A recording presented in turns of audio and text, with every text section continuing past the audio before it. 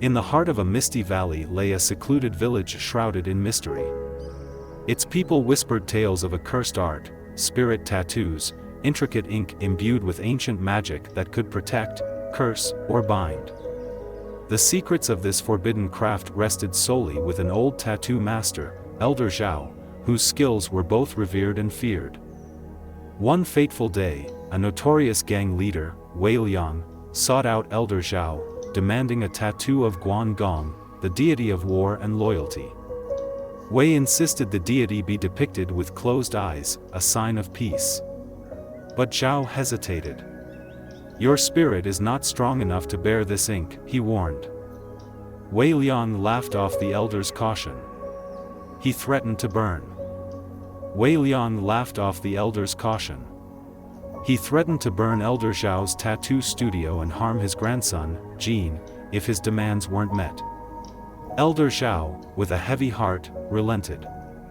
He prepared the tools with trembling hands, mixing a special ink imbued with sacred energy, warning Wei once more.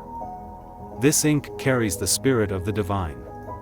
If your heart falters or your intentions are unworthy, the deity will awaken, and you will bear the consequences." Wei smirked, brushing aside the warning. The tattooing session lasted hours, during which Wei bragged about his exploits, showing no regard for the solemn atmosphere. When the tattoo was complete, Elder Zhao silently prayed, hoping his work would not bring ruin. For a few days, Wei paraded his new tattoo, boasting about the elder's artistry. However, strange occurrences began to unfold. People in the village claimed to see the tattoo glow faintly at night, and some swore they saw the deity's eyes flicker open during Wei's fits of anger. Unease crept into Wei's heart, but his pride kept him from returning to Elder Zhao. One fateful night, Wei ventured into the forest with his gang. They planned to raid a rival group hiding in the nearby mountains. As Wei gave orders, a sudden hush fell over the forest. The air grew heavy, and shadows danced unnaturally in the moonlight. Out of nowhere, a harmless flower snake slithered through the camp. Wei, annoyed by its presence, struck it with his machete, killing it instantly. Moments later, Wei clutched his chest, his body convulsing violently. His gang watched in horror as his tattoo seemed to move, the eyes of Guan Gong opening wide and glowing with an eerie light. A chilling roar echoed through the forest as Wei collapsed to the ground, lifeless. His men fled in terror, spreading the tale of their leader's cursed demise. Back in the village, Elder Zhao heard the news and mourned silently. He had known Wei's spirit was too weak to bear the sacred ink. The tattoo had judged him unworthy and claimed his life. Jin's awakening the incident left a deep impression on Jin, Elder Zhao's grandson. He grew fascinated by the mysterious power of spirit tattoos and begged his grandfather to teach him. Zhao finally relented, but with strict rules. Jin could only practice on mundane designs and was forbidden from using the sacred ink. Years passed, and Jin became a skilled tattooist, but Zhao's warnings always lingered in his mind. Then, one day, Elder Zhao vanished. On the eve of the Ghost Festival, Zhao left only a cryptic note. "Tonight, the veil between worlds is thin. Spirits will seek you out. Ink only the living, never the dead. If you make a mistake, the balance will be broken, and your soul will be forfeit." Jin spent the day in restless anticipation. As night fell, the tattoo studio grew unnaturally cold. Suddenly, the door creaked open, and a pale woman entered, cradling her swollen belly. Her eyes were sunken, and her voice was barely above a whisper. "Are you the tattoo master?" she asked. Jin nodded, uneasy. The woman explained that strange marks resembling snake scales had begun appearing on her belly after she killed a snake that had entered her home. Despite seeking help from doctors and shamans, her condition only worsened. She had heard of the village's spirit tattoos and hoped Jin could save her. Jin hesitated, recalling Zhao's warning. But the woman was alive, and Zhao had said to help the living. After careful thought, Jin decided to act. He chose the Sim Mirosa, a design known for repelling serpent spirits. With trembling hands, he prepared the sacred ink, reciting the chants his grandfather had taught him. As the needle pierced her skin, whispers seemed to fill the room, and shadows flickered ominously. Jin's focus wavered, but he pressed on, completing the tattoo hours later. When the woman saw the finished design, she gasped.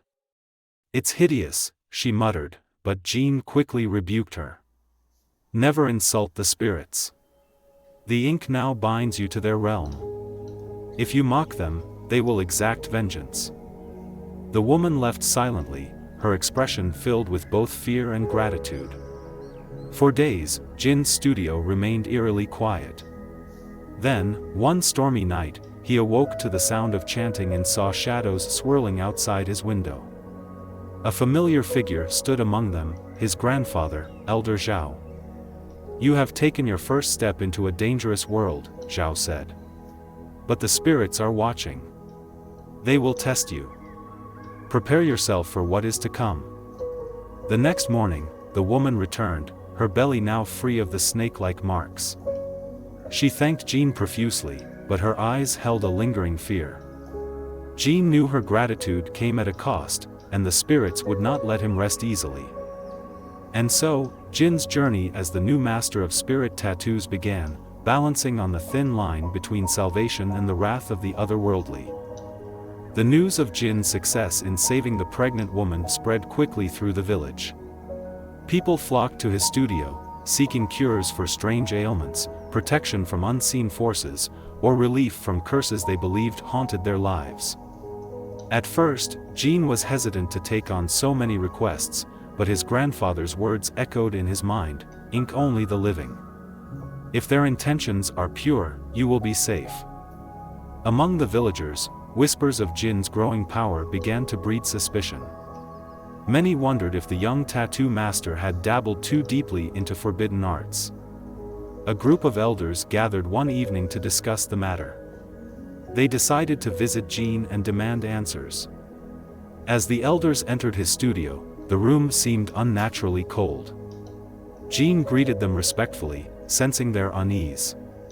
One elder, with a voice trembling from both age and fear, asked, "Jin, have you been using the sacred ink?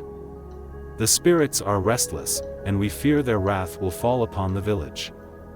Jin hesitated but replied honestly, "I have used it only to help those in need. I follow the rules my grandfather set, but the spirits are watching, and I am bound to their will." The elders exchanged uneasy glances. "Your intentions may be noble, but the spirits do not discern kindness from arrogance. The balance of this village is delicate. If you anger them, we will all suffer." Their warning proved prophetic. That night, an eerie mist blanketed the village, and strange occurrences plagued its people. Crops withered overnight, livestock fled their pens, and shadowy figures were seen lurking at the edges of the forest. The villagers, terrified, blamed Jin and demanded he undo whatever curse he had unleashed. Desperate to protect the village, Jin sought guidance from his grandfather's journal. Among its pages, he found a ritual to appease the spirits, a tattoo that could seal their anger. But the ink required was no ordinary ink, it needed the combined energy of the village's willing participants. Jin explained the ritual to the villagers, pleading for their help. "You must trust me," he said. "The spirits are testing us. If we stand united, we can restore balance." Though reluctant, the villagers agreed. One by one, they allowed Jin to mark them with a simple protective glyph.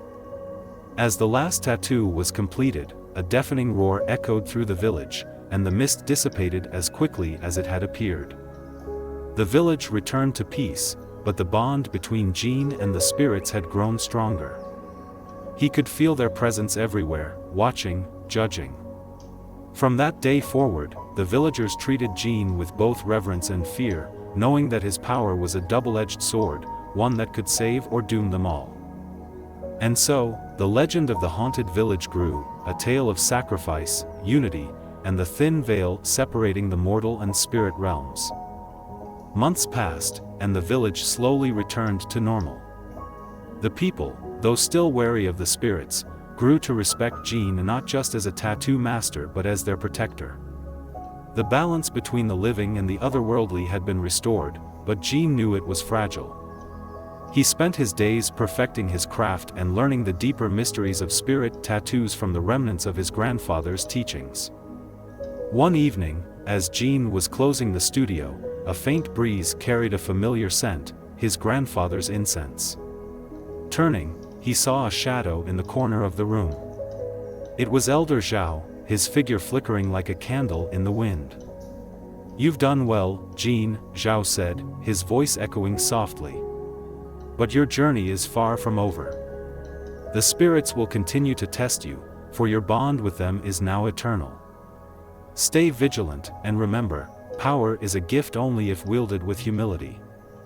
With those words, Zhao's figure faded into the air, leaving Jean with a sense of pride and purpose. He gazed at the tools of his trade, knowing they carried not just ink but the weight of countless lives. Jean whispered a silent promise to his grandfather and the spirits: he would honor this sacred craft and protect his village, no matter the cost. And so, the story of Jean and the haunted village became a legend told for generations, a tale of courage, balance, and the mysterious power of spirit tattoos. Thank you for joining me in unraveling the tale of the haunted village tattoo. If you enjoyed this story, don't forget to like, comment, and subscribe for more mysterious and thrilling content. Until next time, stay curious and keep an open mind. There's more to the world than meets the eye. See you in the next video.